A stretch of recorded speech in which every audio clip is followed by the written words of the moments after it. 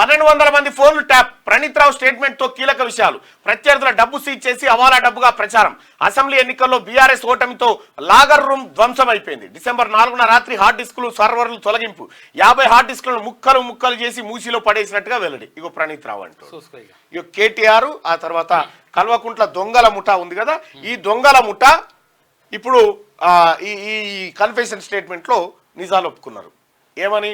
మేము తప్పు చేసినాం, 1200 మంది ఫోన్లు ట్యాప్ చేసిరట. అందులో ఎవడెవడున్నాడో నాదైతే బయటకు వచ్చింది. నేను మొదటి నుంచే మొత్తుకుంటున్నా వీళ్ళు ఫోన్ ట్యాప్ చేస్తున్నారు. 1200 మంది ఫోన్లు ట్యాప్ చేసిరట. ఇది ఎంత పెద్ద నేరం అంటే భారతదేశ భద్రతకి ముప్పు వాటిలే కార్యక్రమం ఇదంతా. అది ఆర్ఎస్ ప్రవీణ్ కుమార్ గారే అన్నారు.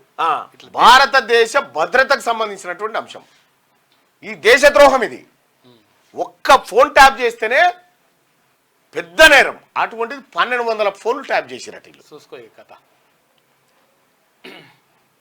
మరి కేడీ మీడియా దీన్ని పక్కదారి పట్టిస్తానికి ఏదైనా కొత్త తెర మీద తేవాలి. మీరు మీ కంటెంట్ ఇస్తలేడు ఎవడు, అవలగాడు గాని ఇచ్చినా కానీ దాన్ని సక్సెస్ఫుల్ గా తీసుకోవాలి. అలా పని ఎవడు లేడు ఎవడు. అదే అంత పెట్టిండు సగం నాలెడ్జ్ తోటి ముందుకు